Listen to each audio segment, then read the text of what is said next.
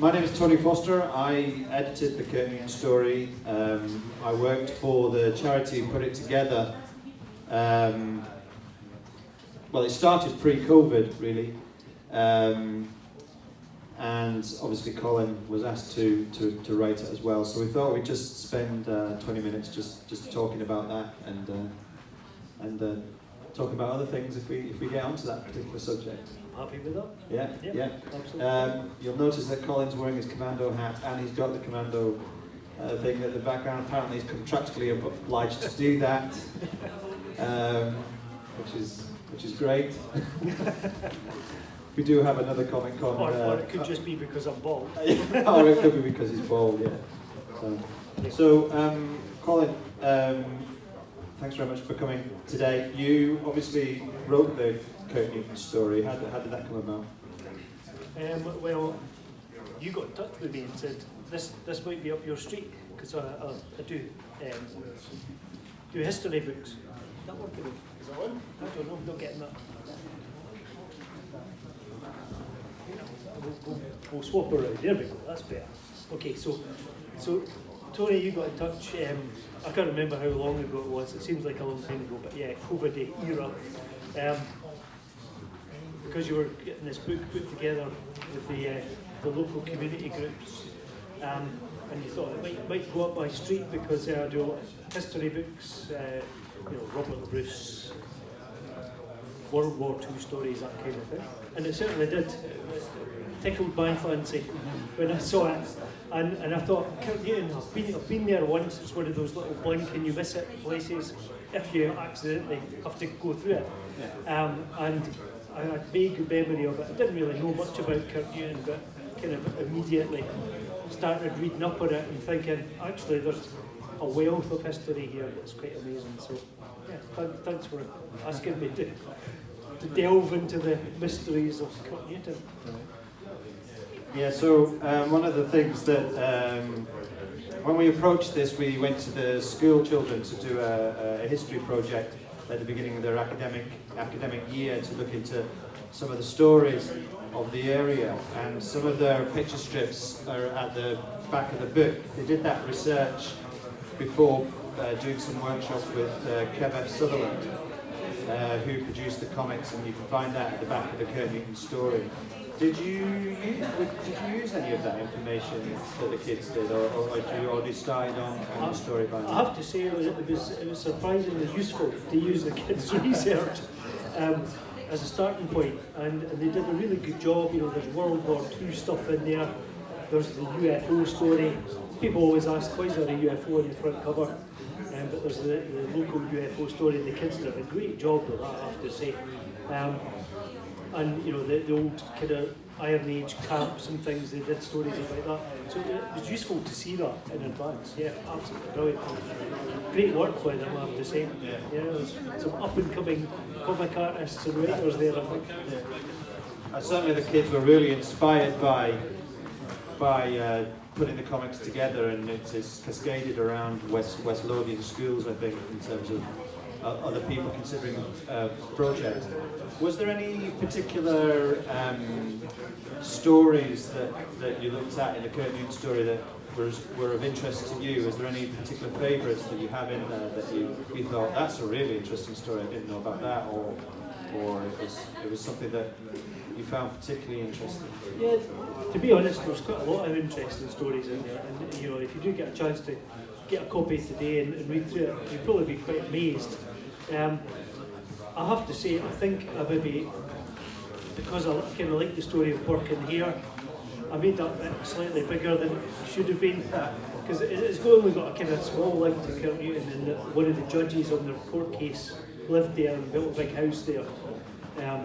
So yeah, maybe a bit of artistic license for me to extend that story a little bit. Beautifully drawn. Who's that? Kenneth Moore, maybe that did that? Stuart Moore? Stuart Moore, the Buccaneer story. But I also like the ghost story, and I like the UFO thing as well. I thought that was lots of fun. And then I also like just trying to put the modern day stuff in it as well, not just but stuff that was in living history.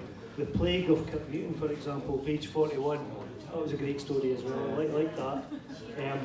And then just the story of the stones progress, the artwork that's on the edge of Kirknewton is quite fascinating, and that became the backbone of the story. The story of the stones from chaos to order over the years.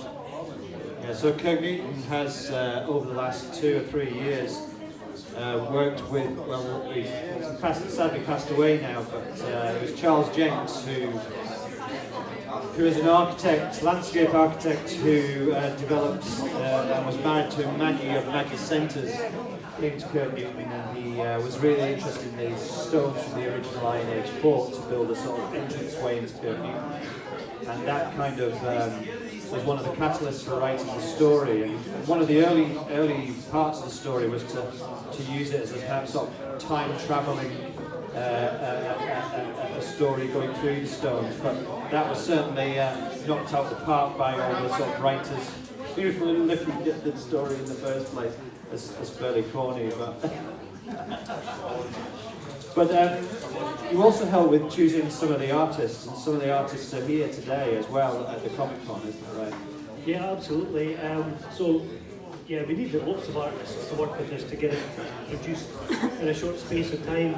So, you know, I called on a few people that I've met at Comic Cons before. Apologies to one or two of you, Tanya, for example, getting her to draw trains and horses.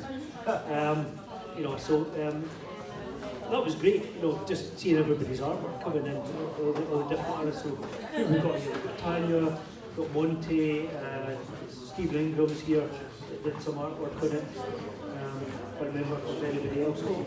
Gary Burley's here, and Gary's amazing Ivanhoe picture there as you come in today. And I really like that style. I thought I want to get Gary to do something in the book. Gary's brought his original artwork from it. I think you've got some of your artwork here today. I do, yeah. So the double page spread near the back, pictures of the stones, although that was all drawn, digitally coloured and things. It started off as a pencil drawing, which was still in the book until yesterday. And I thought, I've got that somewhere, I must bring it along. So it's in a frame on my table, so you can see the kind of original sketch, which was scanned, and then a bit of changes happened at the digital stage, and then it was coloured. And you can see some of these in the exhibit here as well. Yes, if you want to go through and see the exhibit, you'll see all the pages, quite a lot of the pages from the book. And I've yet to see it myself. What is also outside is an exhibit of modern day comics, including some of your own comics as well. There's about 70 titles out there, which is quite amazing for an industry that people say is on the wane. To have 70 titles out there, which is just the tip of the iceberg. And all these comics came out in the last year and a half, something like that, or most of them did, even if it's a reprint or whatever. And that's quite an amazing amount of comics in a very short space of time that people can go and see. Yeah, absolutely. There's quite a lot of small press, independent creators here today. And that's the kind of growth area in comics. You know, you've got your kind of big two, Marvel and DC in America, and then in the UK you've really only got DC Thompson and Rebellion producing comics at the moment. So, you know, if you take that into perspective, yeah, it does look as though the comics industry is kind of dying, because there used to be dozens of companies like that doing that kind of thing. But if you look at the independent small press comics, that's something that's grown massively, exponentially over the last few years. And you see it if you go along to a comic club, you see so many people selling amazing books. You know, we've got brand new writers here. We've got Sam across there, A Time of Magic. We've got Chris Chandler, who does his science fiction books. You know, up and coming writers creating new stuff that you just wouldn't see elsewhere. And we've also got things like books that you would find in bookshops, which is a kind of a new phenomenon as well. I mean, there's a lot of like kids' books that are being produced now, doing sales of quite remarkable sales. I mean, millions of copies that perhaps people don't really consider when they're thinking about comics. You can get Tesco and stuff like that, like I don't know, Captain Underpants and things like that. Yeah, I've seen a few of those in like Tesco and Asda and mainstream bookstores. We're starting to have bigger and bigger comic sections, graphic novels, manga as well. Yeah, the ones that you mentioned, Captain Underpants and the dog one, I forgot what that's called, but they're massively popular. Diary of a Wimpy Kid, which is a mixture of images with text. Yeah, these are incredibly good. In fact, I have to say, Diary of a Wimpy Kid is a bit of a guilty pleasure of mine. And I will often, my daughter loves them, and I would read them in bed at night, and my wife would be like nudging me, telling me to stop laughing at it. I love it. And they've made some great movies out of them as well. And you touched on manga there as well, and there's a lot of people. I mean, when I'm going to a bookshop and I see some of the kids, they're looking at manga comics that's really exploded since COVID because of being, I suppose, a lot of manga being on Netflix at the time and then translating into some of the comics as well, which are quite cheap and quite thick comics for people to read. Yeah, they're massively popular. And to be honest, I think it has actually been popular a lot longer than most people think. But it was kind of a bit underground. Because I work with young kids in my day job, or teenagers, and I seem to remember them always reading manga from 20 years ago. And so it's always kind of been there, but it's become kind of mainstream. And as you say, TV shows on Netflix and things. I've only just kind of promoted that, and a lot of manga these days is put on the web, so it's very accessible, easy for people to pick up and see. And a lot of comics now are also dealing with issues that, everyday issues as well. There's there's another avenue of comics where you're looking at things in terms of health and well-being and things like that. You see in bookshops as well, even covering. I suppose in some ways when The Wind Blows was Raymond Briggs touched on sort of the Cold War and the nuclear holocaust, and these books are reflections of that. They're coming out now. There was a book about an old age couple and coming towards the end of their life, which was either done by a self-made hero or something like that. So there's all these kind of books coming out as well that are touching on other subjects that perhaps you won't get on any other medium other than comics. Yeah, for sure. Anytime you see an ad, an article in a newspaper about comics, and it's always biff, bang, pow sort of thing, superheroes. But superheroes is a tiny genre compared to everything else that's out there. Sci-fi's quite big, westerns were popular in the 60s and 70s, but that's kind of disappeared a bit. There's been a bit of a revitalisation of romance comics, kind of making a bit of a comeback. But you're right, there's so many books out there that cover a whole range of different subjects. In fact, I hadn't really seen history books, comics, until I started making them myself. But now I'm suddenly aware that there are many out there. And a recent trip to Belgium, I found the works there. It's a massive one of comics. So yeah, absolutely, something for everybody if you care to look for it. And it's certainly one way of getting funded is history comics. Obviously the Kirknewton Story was awarded somewhere in the region of £40,000 to produce it and work with the community. And you mentioned earlier on that you're perhaps looking at more history comics yourself in terms of Yeah, absolutely. Well, my first comic was about Robert the Bruce, and that really just came about because I live in Dunfermline with these birds. And when I moved there, I kind of got interested in local history and just discovered there's loads of stuff going on that kind of people didn't really know that much about. And I thought that comics were a nice medium, an easy way for people to get to grips with history. It's pictures, it's fairly limited text. You can get a lot of story across in just a few pages. So yeah, I'm planning a book probably about Dunfermline. I'd like to do that. I'd like to try and get some funding for that. Dunfermline's got a massive amount of history. You know, Scotland's newest city. You know, so I think it's time we kind of try to celebrate that a little bit. So I've been researching quite a bit about Dunfermline's history, from back in Norman times, time of Malcolm Canmore, St Margaret, right through to kind of modern day things. Also, you know, King Charles visited recently to kind of confer city status in the town. And for a while it was the fastest growing town in Europe, which is quite amazing. But in between times, so much history, so many people that have gone through that town. Even the Beatles visited once. And you also, I suppose I should mention it, you also write Commando comics, which must mean you must explore history within those comics as well. Yeah, for sure. And it was because I had this kind of background in history stuff that Commando asked me to start writing for them. Because I'd done a World War II story, a true story, and they liked that people have got that attention to detail of things, you know, being accurate. So I do try and do a lot of research into kind of locations, you know, what battalions or when they've been serving in that area at a particular time. So for example, last year I did a spooky story for Halloween, and I wanted to actually have a story that could have happened actually on Halloween. So I did loads of research, you know, what battles happened on Halloween on 31st of October. I actually found out there was a real battle that happened on the kind of Belgian-Netherlands border on the 31st of October. And there's a film about it on Netflix as well, which is in Danish, I think, or something, or Dutch.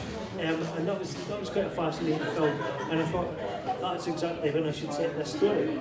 So I did a bit of research as to, you know, who would have been out there at the time, and discovered that there were Canadians were going to be on their way to take part in this battle. So my kind of storyline was that they were waylaid.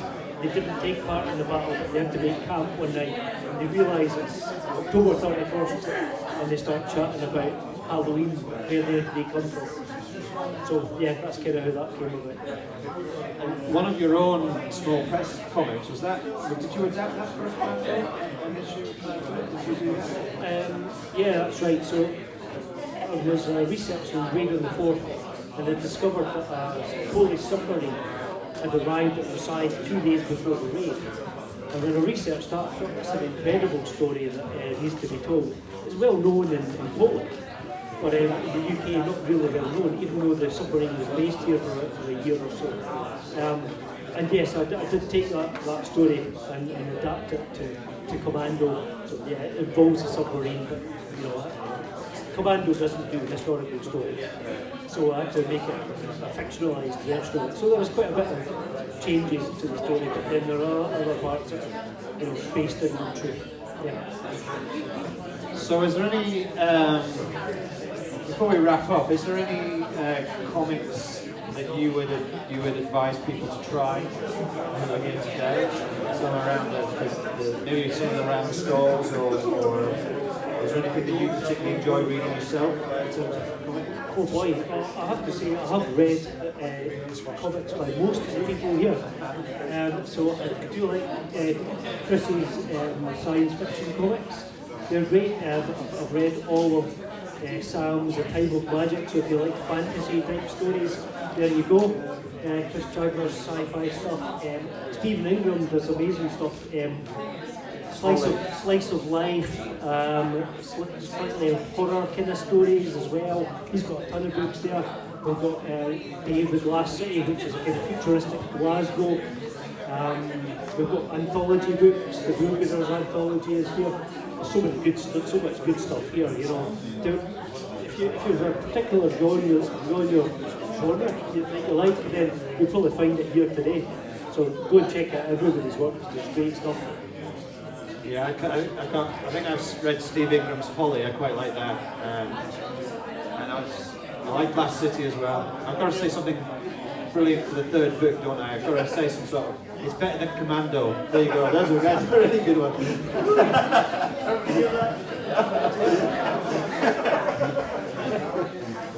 I'll never work with DC Thompson again. Not that I've worked with them before either. So, well, that's brilliant. Thank you very much, Colin, for coming in today. Thanks for talking to us about the Kirknewton Story. That's much appreciated. Okay. Everyone, buy comics. There's some great stuff around here. Thanks very much for coming today. Much appreciated, and I hope the rest of the day goes well for you. Thank you. Right. Thank you.